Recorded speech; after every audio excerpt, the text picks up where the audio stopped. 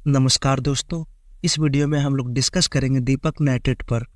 दीपक nitrate एक ऐसी company है जो एक अच्छे मैनेजमेंट के साथ एक अच्छा फंडामेंटल डिलीवर करता है, लेकिन पिछले कुछ वर्षों से इसके फंडामेंटल में थोड़ी वीकनेस देखने को मिल रही है। असल में वीकनेस सिर्फ दीपक नाइट्रेट में नहीं है, वीकनेस पूरी केमिकल इंडस्ट्री में देखने को मिल रही है।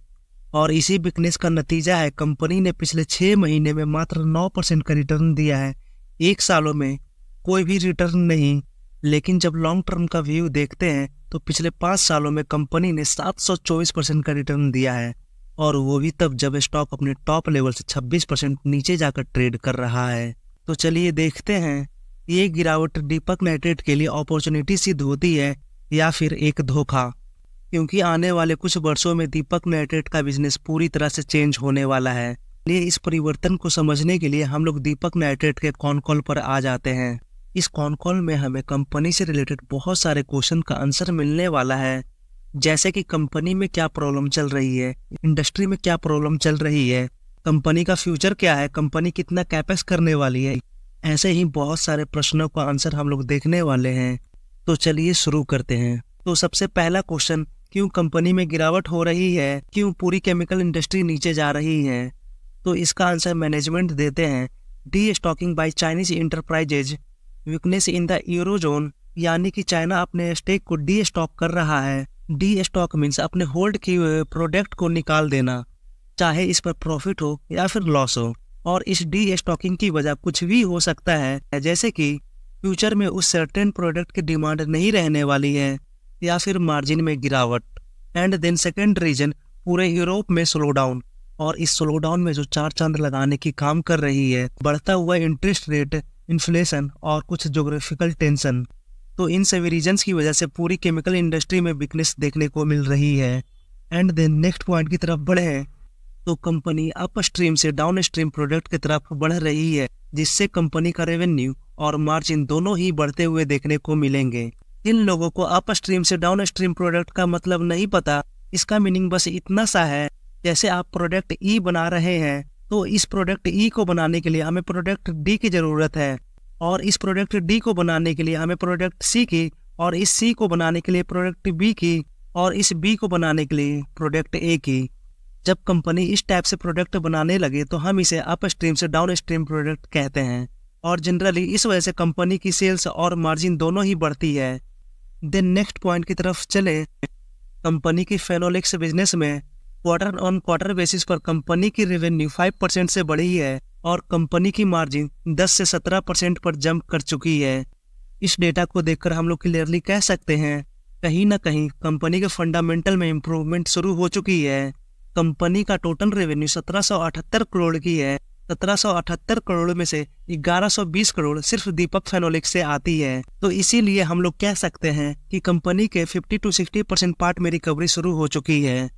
एंड देन नेक्स्ट पेज पर चले, कंपनी का बिजनेस सिर्फ फिनॉल पर ही नहीं टिका है, कंपनी के कुछ और भी प्रोजेक्ट हैं, जैसे कि फोटो क्लोरीनेशन, MIB के MIBC और हाइड्रोजनेशन, और ये सभी बिजनेस कमीशन हो जाएगी अगले कुछ महीने में। ओवरऑल कहने का मीनिंग ये है कि कंपनी सिर्फ फेनोलिक्स के बिजनेस पर डिपेंडेंट नहीं रहना चाहती है, कंपनी मल्टीपल बिजनेस को एक्सप्लोर करते जा रही है। तो एज ए इन्वेस्टर ये सभी तो गुड न्यूज है। And then next point, company का कैपेक्स। तो कंपनी का मैक्सिमम कैपेक्स अगले 3 से 6 महीने में कमीशन हो जाएगा, लेकिन हाइड्रोजनेशन का कैपेक्स होने में अगले 8 महीने का वक्त लग सकता है। लेकिन इस बीच में जो मेजर कैपेक्स होने वाला है वो गुजरात में होगा, जिसकी अमाउंट 5000 CR है। अगर इस अमाउंट को रिलेट कर देखें तो ये अमाउंट एक स्मॉल कैप कंपनी जितनी है। तो दीपक नाइट्रेट के साइज के अकॉर्डिंग बहुत ही बड़ा कैपेक्स होने वाला है। इस कैपेक्स में मेनली फोकस होने वाला है स्पेशलिटी केमिकल्स पर। तो कंपनी के इस मूव को देखकर पता चल रहा है कंपनी धीरे धीरे कमोडिटी केमिकल्स को छोड़कर स्पेशलिटी केमिकल्स में इंटर कर रही है। और स्पेशलिटी केमिकल की खासियत ये है कि इस सेक्टर में मार्जिन बहुत ही ज़्यादा है, और इसकी झलक हमें कंपनी के प्रॉफिट लॉस में भी देखने को मिलेंगे। कंपनी 2018 तक कमोडिटी केमिकल्स पर काम किया करती थी, और 2019 से कंपनी स्पेशलिटी केमिकल में इंटर की। तो इस बीच में कंपनी के मार्जिन आसमान को छू रहे थे। कंपनी को स्पेशलिटी केमिकल में इंटर करते ही मार्जिन टॉप लेवल पर चली गई थी। इस नंबर का रिफ्लेक्शन हमें कंपनी के चार्ट पर भी देखने को मिलेगा। तो आप लोग देख सकते हैं 2019 के बाद कंपनी के शेयर प्राइस में क्या तेजी थी और इसके बाद मार्केट में प्रेशर होने की वजह से मार्जिन्स में गिरावट देखने को मिली। फाइनली कंक्लूजन की बात करें तो इस स्पेशलिटी केमिकल की वजह से फिर से दीपक नाइट्रेट में बड़ी तेजी देखने को मिल सकती है। अब इसका मीनिंग ये नहीं है कि तेजी कल परसों से ही देखने को मिलेगी, लेकिन एज ए इन्वेस्टर हमें पता होना चाहिए कि कंपनी में क्या चेंज हो रही है, कंपनी किस डायरेक्शन में जा रही है, कंपनी का फ्यूचर मार्जिन बढ़ने वाला है या फिर घटने वाला है। ये सभी चीजें कोई बताता तो नहीं है, खुद हम लोगों को खुद ही बिटवीन द लाइन्स पढ़कर निकालना पड़ता है।